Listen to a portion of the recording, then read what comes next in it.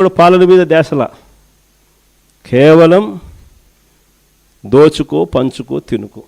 అందుకనే ఈ వ్యవస్థ అంతా ఇట్లా తయారైపోయింది.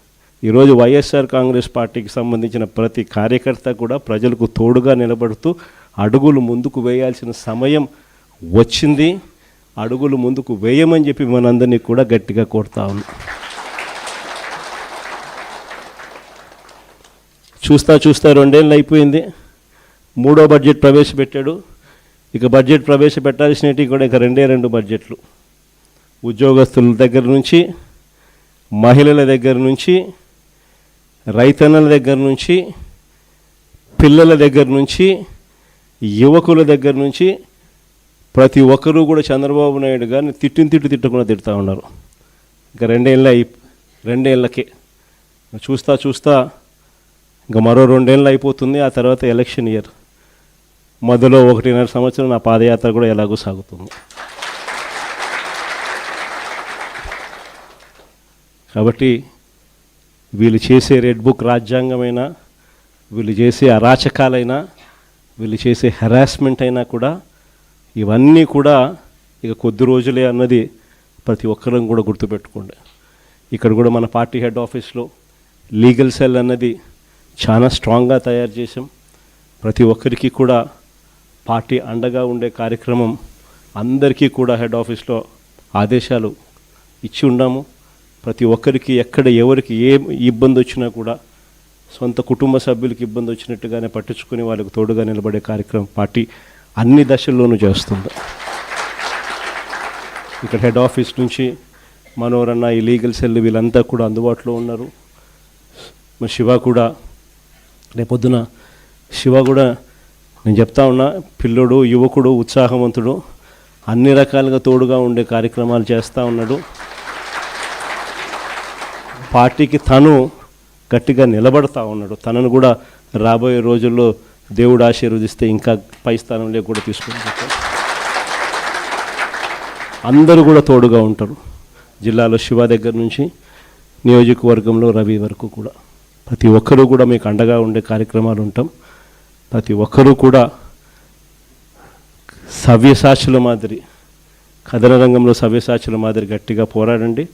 నెక్స్ట్ జగన్ 2.0లో అందరికన్నా పెద్ద పీట వేసేది కార్యకర్తలకి అని మాత్రం మరొకసారి చెప్తాను. జగన్ 2.0లో మీ ద్వారానే ప్రతి మంచి కూడా ప్రజలకు జరిగిస్తాను. ప్రతి కార్యకర్తకు మంచి రోజులు వచ్చే కార్యక్రమం చేసి చూపిస్తానని కూడా చెప్తా ఉన్నాను.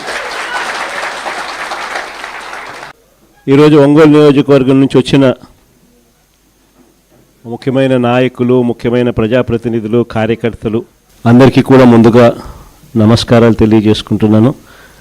అందరికీ కూడా ఇక్కడికి రావడానికి గల కారణాలు కూడా బహుశా మీ అందరికీ కూడా తెలిసే ఉంటుంది.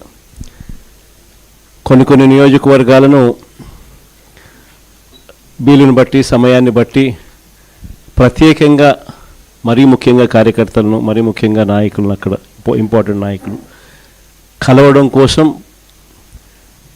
ప్రత్యేకంగా వాళ్ళని కలవడం కోసం అని చెప్పి ఈ కొన్ని నియోజకవర్గాలను సెలెక్టివ్గా సెలెక్ట్ చేసి అదే పనిగా వాళ్ళను కలిసే కార్యక్రమం చేస్తూ ఉన్నాం.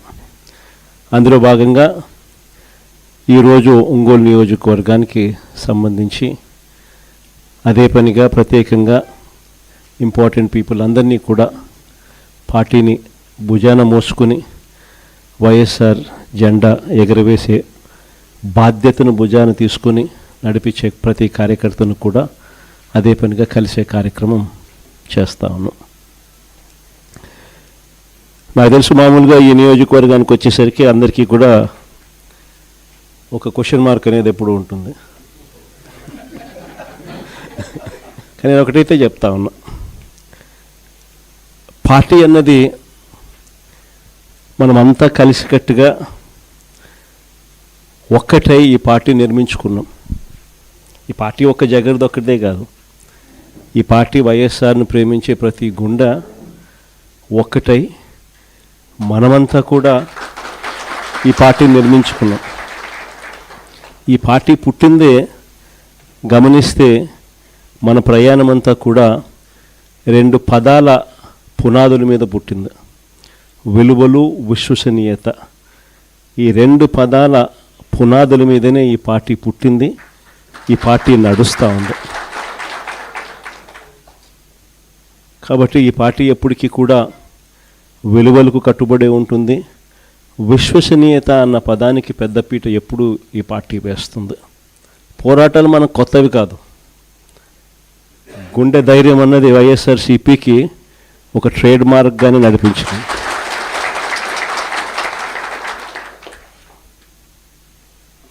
ఎప్పుడు చరిత్రలో కనీ విని ఎరగని మంచి చేసినాం. ఇంతవరకు కూడా మనం రానంత వరకు కూడా ఏ పార్టీ మేనిఫెస్టో అన్న పదానికి అర్థం తెలియకుండా పరిపాలన చేస్తుంది.